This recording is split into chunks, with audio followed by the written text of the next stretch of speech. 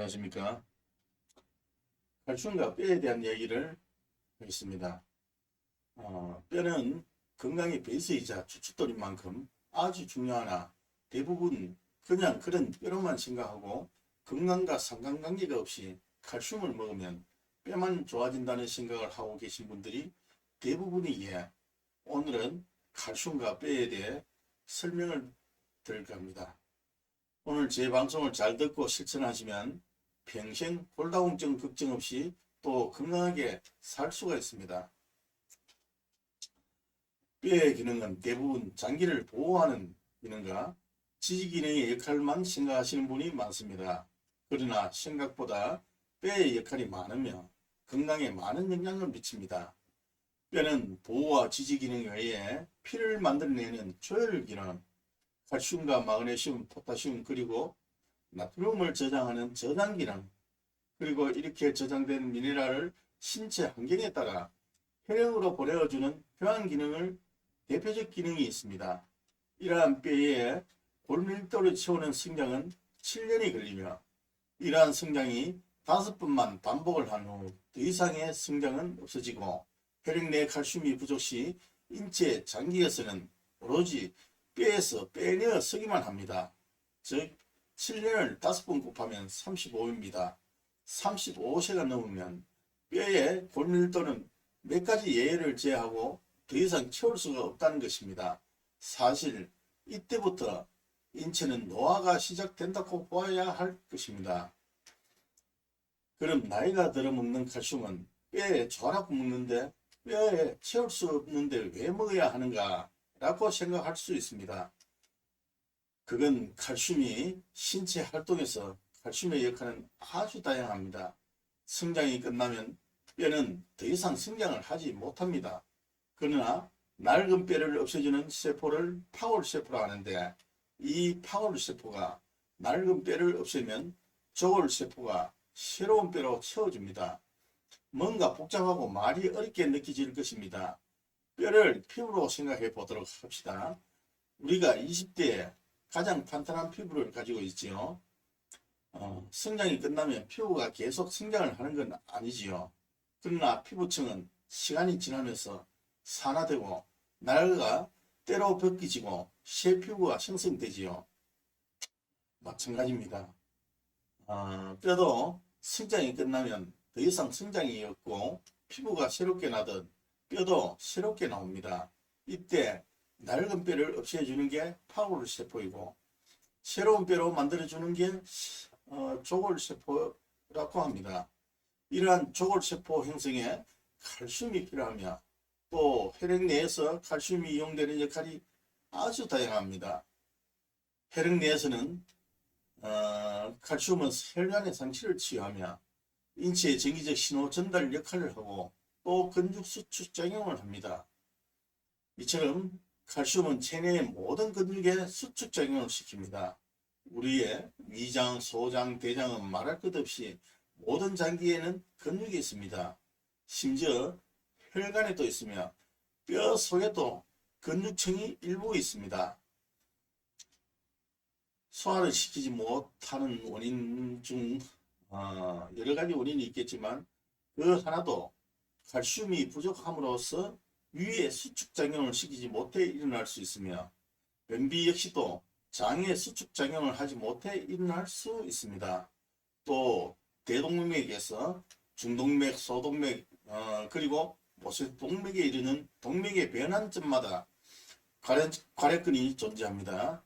이 괄약근이 혈액에 적절한 압력을 뿜어 순환을 시키는데 칼슘이 부족하면 이 괄약근 수축이 어려워 혈액 순환이 어려워집니다.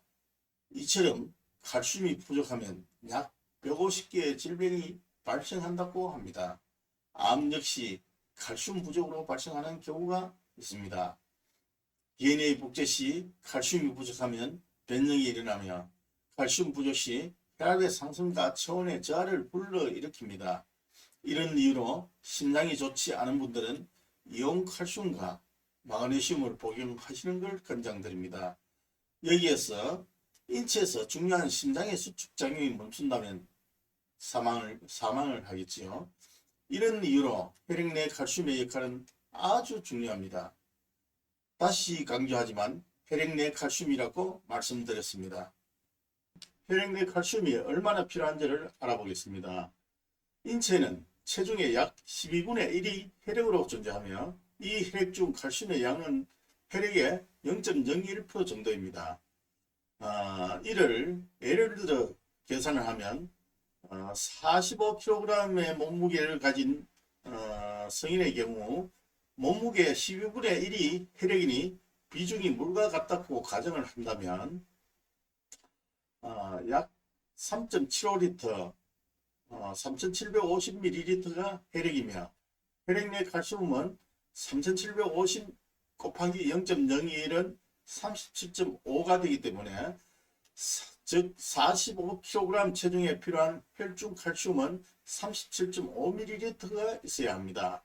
이 중에서 50%인 18.75ml는 이온칼슘, 또 40%인 15ml는 단백질 칼슘, 그리고 10%인 3.75ml는 무이온칼슘입니다. 그런데 각 장기에 영향을 미치는 것은 이온칼슘이 영향을 미치고 나머지 단백질 칼슘과 무이온칼슘은 성장이 지나고 나이가 드신 분들은 그 기능을 하지 못하고 대부분 배출되어 버립니다. 이처럼 혈액에서 칼슘 반응과 칼슘 농도를 조절하는 장기는 갑상선이며 혈액의 칼슘 농도와 혈액의 산도를 검증하고 체크하는 장기가 신장입니다. 신장에서 혈액 내 칼슘 농도를 조절하다가 혈중 칼슘 농도가 떨어지면 갑상선 뒤에 존재하는 부가삼선에 칼슘 농도를 조절하는 신호를 보냅니다. 그러면 부가삼선에서는 칼슘 농도를 조절하기 위해 뼈에 있는 칼슘을 차용하여 혈액 내 칼슘 농도를 맞추어 줍니다. 이때 칼슘만 오는 것이 아니라 인이 함께 빠져나옵니다. 이는 세균과 바이러스의 먹이가 되기도 합니다. 여기서 아주 중요한 사실이 있습니다. 우리의 몸에서 이유 없이 체온이 떨어져 항상 추위를 잘 느끼시는 분은 칼슘 부족 현상의 한 부분이며 혈중 칼슘 농도를 불러오는 부갑상선에 문제가 생기면 그런 현상이 생기는 것도 하나의 원인입니다. 그런 부족 현상으로 체내 뼈에서 칼슘을 가져오는 과정에서 칼슘만 빠져나오는 것이 아니라 인이 함께 빠져나오기에 우리 몸이 면역이 약할 때는 이러한 인이 세균과 바이러스의 먹이를 풀어놓는 상황이 되어버립니다. 여기서 상식적인 부분을 언급하고 다시 칼슘에 대해 얘기하겠습니다. 우리가 감기에 걸리면 고기를 먹지 못하게 합니다. 그 이유는 동물성 지방에는 인이 포함되어 있습니다. 이러한 인은 바이러스의 먹이이기에 바이러스를 확산시킬 수 있기에 고기를 금지시키는 것입니다. 또 우유도 저지방 우유가 있습니다. 저지방 우유는 아무래도 인이 적습니다. 칼슘을 보충하고자 우유를 먹으나 실제 인으로 인해 인산칼슘으로 배설되어 버리는 것이 사실입니다. 그래서 우유회사에서 저지방 우유가 나와 인의 함유량을 줄여 칼슘 배출량을 줄이려고 하는 것입니다. 특히 나이가 드신 분들이 뼈에 좋다고 사골 곰탕을 드시고 자녀들도 효도한답시고 사골 곰탕을 폭력있게 사드리는데 뼈에는 동물성 지방뿐만이 아니고 인이 함유되어 있어 오히려 뼈를 약하게 합니다. 그리고 감기나 세균의 감염 시에는 곰탕이나 돼지국밥 그리고 고기 등은 동물성 지방이 많이 함유된 식품은 절제하는 것이 건강 회복에 도움이 됩니다. 이처럼 우리의 혈액에 칼슘 농도가 낮아지면 뼈에서 칼슘을 빼내어 오는 이러한 동작이 한 번이 아니고 지속적으로 반복 시 우리의 뼈는 보다 약해지며 골다공증이 되어버리는 것입니다. 특히 폐경기 여성에게는 폐경은 여성의 생식 기능이 점차 감소하는 시기를 말합니다. 이러한 폐경기는 여러가지 원인으로 인해 골다공증이 심해질 수 있는데 첫째 폐경기는 난소에서 에스트로겐 분비가 감소하는 시기입니다. 에스트로겐은 골대사에서 중요한 역할을 하며 골 조직의 형성과 유지에 영향을 줍니다. 그러기에 에스트로겐 감소는 골 조직 손실을 가속화시키고 골다공증의 위험을 증가시키기도 합니다. 두 번째, 이런 에스트로겐의 감소는 조골세포의 순환이 변화하여 골다공증을 유발할 수 있습니다. 세 번째로는 폐경기 여성은 비타민 D 흡수 능력이 저하되기 때문에 비타민 D 부족의 위험이 항상 있습니다. 비타민 D는 칼슘의 흡수와 골 형성에 필수적이므로 이런 비타민 D가 부족하면 골다공증 위험이 증가합니다. 그리고 이러한 뼈에는 또 다른 중요한 기능이 피를 만드는 조혈 기능이라는 게 있습니다. 이런 조혈 기능은 유아기나 성장기에는 온몸의 뼈와 일부 장기에서 피를 만들어내는 기능을 하나 성장기가 끝나면서 우리의 몸은 장골과 골단 그리고 척추에서만 조혈 기능을 합니다. 간단히 표현하면 척추와 응치피에서 피를 만든다고 생각하시면 됩니다. 이처럼 우리는 피에 좋은 음식을 찾아 먹을 것이 아니라 이러한 피를 만드는 피공장이 튼튼할 수 있는 음식을 찾아 조화롭게 드셔야 하며 피공장이 건강하지 못한다면 질병의 시작이 될 것입니다. 다시 말해 피를 만드는 뼈를 튼튼하게 만들어야 건강해진다는 것입니다. 다시 본론으로 돌아와 칼슘에 대해 좀 더 깊이 있게 말씀드리겠습니다. 우리는 이러한 뼈를 튼튼히 한다고 약국에서 보조식품으로 칼슘제를 사 드시는데 이러한 칼슘 대부분 탄산칼슘이 차지하나 탄산칼슘은 위의 산도가 pH 2.0에서 2.5 정도의 강산이 나와야 탄산칼슘이 녹을 수 있는데 나이가 들면서 이산 농도가 pH 4 정도의 산이 나오기에 나이가 들어서는 위에 산도가 낮아 칼슘을 흡수하지 못하고 배출되어 버립니다. 이런 문제를 창안하여 일부 제약사들이 칼슘제에 산을 포함시킨 수산화칼슘 또는 구연산칼슘을 제조하여 유통시키고 있습니다. 이런 칼슘제가 체내에 흡수되기 위해서는 비타민 D가 있어야 하기에 비타민 D를 함께 포함된 칼슘제가 시판되어 체내 흡수율을 올린다고 강조하나 혈액 내에서 필요로 하는 칼슘은 이온칼슘입니다. 이처럼 시중에 판매하는 수산화칼슘이나 구연산칼슘에 비타민 D를 포함하여 유통하나 일부가 소장을 통해 체내에 흡수가 되나 이온칼슘만 흡수되는 게 아니라 단백질 칼슘과 무이온칼슘도 함께 흡수되어 이온칼슘의 양이 아주 미비하다고 할 수 있습니다. 그것도 혈액 내 단백질과 함께 붙어있는 단백질 칼슘은 운동으로 뼈의 자극과 체온 상승으로 단백질을 분리시켜야 저장이 가능합니다. 이처럼 혈액 내에서 필요로 하는 칼슘은 이온칼슘입니다. 이러한 이온칼슘이 혈액에서 부족 시 뼈에서 차용하여 사용합니다. 혈액 내에서 칼슘은 혈액의 응고와 근육의 수축 그리고 세포막에서의 이온과 영양소의 이동과 정기적 신호에 아주 필요합니다. 보다 상세히 설명을 하자면 우리 혈관은 태어나면서부터 생성을 시작하여 유행기가 지나고 나면 평생 죽을 때까지 사용을 해야 하는 것이 혈관입니다. 우리가 질환이나 염증을 가지고 있을 때 그리고 활성산소의 과다나 나트륨이 혈액 내에 과다하게 있을 시 혈관벽은 얇게 되어 상처가 날 수 있습니다. 혈관 내 스크래치, 즉 상처가 나면 먼저 칼슘이 상처난 부위를 메워줍니다. 그리고 LDL 콜레스테롤이 그 위를 덮어줍니다. 이처럼 칼슘은 혈관 내 상처를 덮어주는 용도뿐만이 아니고 근육의 수축작용을 합니다. 반대로 근육의 이완작용은 마그네슘이 합니다. 이외에 칼슘의 또 다른 중요한 기능으로 이온칼슘은 인체에 정기적 신호를 발생하는 데 사용이 됩니다. 뇌에서 보내는 신호를 칼슘이 전달하는 역할을 한다는 것입니다.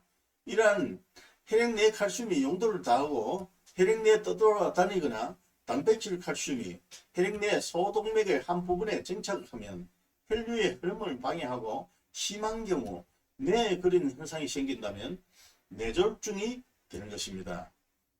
인간 마그네슘, 나트륨 등을 혈액 내에 교환하여 사용을 많이 하면 당연히 뼈에도 그렇게 보충을 시켜줘야 하고 그런 뼈에 스트레스가 안 가게 하여야 합니다.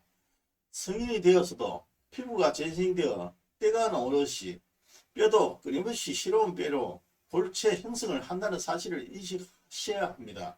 이것이 제대로 안 될 시 골다공증에 노출이 됩니다.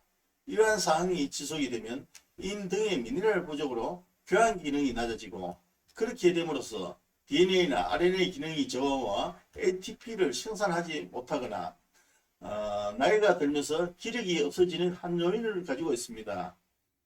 ATP는 세포의 미토콘드리아에서 생성을 하는데 이 미토콘드리아에서는 산소와 미네랄 그리고 영양분이 있어야 에너지인 ATP를 생성할 수 있다고 지난 방송에서 제가 말씀드린 바가 있습니다.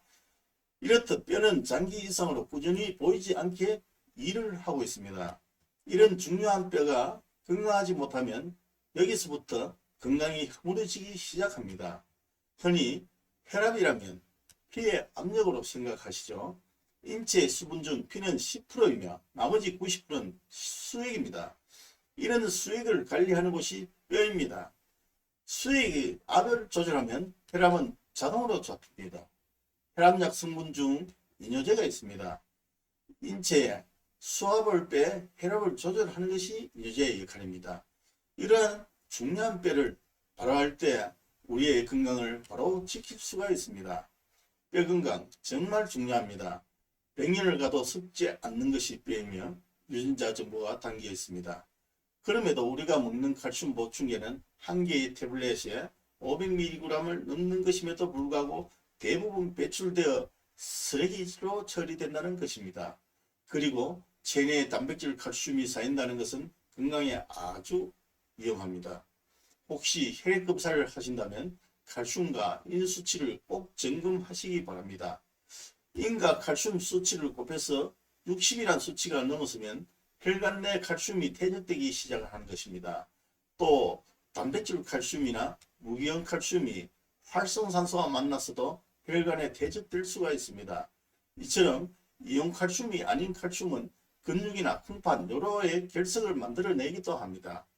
그러나 단결석은 칼슘에 의해 생기는 것이 절대 아닙니다. 단결석은 콜레스테롤과 장기 부위의 활성산소와 미네랄에 의해 결석이 생겨나는 것입니다. 간단히 표현하면 염증으로 인해 형성이 된다는 뜻입니다. 우리는 이렇게 중요한 뼈의 건강을 간과하고 있습니다. 미생물 효소 찜질을 하여 체온을 올리는 것은 적혈구의 윤성을 더해 세포의 산소를 원활히 공급하는 효과 이외에 중요한 역할의 하나로 뼈의 건강을 돕는 역할로 먼저 체온에 올라가면 골 형성 세포의 활동이 증가할 수 있습니다. 골 성형 세포는 새로운 골 조직 형성을 담당하며 체온 상승은 골 형성에 긍정적인 영향을 미칠 수 있습니다. 체온 상승은 칼슘, 염류의 이동을 촉진할 수 있습니다.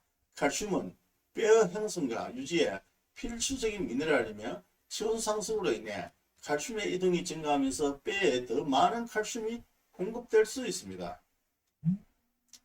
체온이 상승하면 혈류가 증가하여 뼈에 더 많은 혈액과 영양분이 공급될 수 있습니다. 이는 뼈 조직의 건강 유지에 도움을 줄 수 있습니다. 이처럼 체온을 상승시킴으로써 세포에 산소를 공급하고 뼈를 튼튼하게 하는 역할은 건강의 초석이며 이로 인해 모든 건강을 지킬 수 있는 아주 중요한 것입니다. 지금 설명드린 내용을 다시 간략히 설명하겠습니다. 뼈의 골밀도는 35가 넘으면 채우기가 아주 힘이 듭니다. 거의 골밀도를 채울 수 없다는 것이 정설입니다. 그런 이유로 뼈의 성장 주기가 35세를 끝으로 멈춘다는 것은 결국 노화로 인해 흡수력과 위산 농도의 저하로 칼슘을 흡수하지 못함에 있으며 그리고 노화와 갱년기에 접어들면서 에스트로겐의 분비 감소로 골다공증을 유발한다는 것입니다. 뼈를 만드는 칼슘이라 생각하지만 35세가 넘기면서 칼슘은 혈액 내에 존재하면서 근육의 수축작용과 혈액의 응고 그리고 정기적 신호 다양한 역할을 하는데 혈액 내 칼슘은 이온 칼슘과 단백질 칼슘 그리고 무이온 칼슘이 존재하나 이온 칼슘이 그러한 혈액 내 역할을 한다는 것입니다. 단백질 칼슘이나 무기형 칼슘은 성장이 끝난 후에는 더 이상 저장이 되지 않아 배출되어야 하며 배출이 되지 않을 시 심혈관 질환이라는 심각한 문제를 일으킬 수 있습니다. 이러한 칼슘의 성질은 체온을 상승시키면서 기존 불가능하다고 한 골밀도의 형성이나 미네랄의 이동과 뼈에 영양분이 원활히 전달되어 젊은 뼈처럼 건강을 지킬 수 있습니다. 이처럼 여러분이 건강한 생활을 하고자 한다면 이온 칼슘을 드시고 난 후 1시간 이내 심부의 체온을 올릴 수 있는 양자 레이저 온열과 미생물 효소 찜질을 하여 체온을 상승시킴으로써 불가능했던 골밀도를 채울 수가 있게 여건이 된다면 수시로 미생물 효소 찜질을 함으로써 건강의 기초를 다질 수 있습니다. 체온 상승으로 기대할 수 있는 영양에 대한 학술 자료는 댓글란에 제가 첨부를 시켜 놓겠습니다. 감사합니다.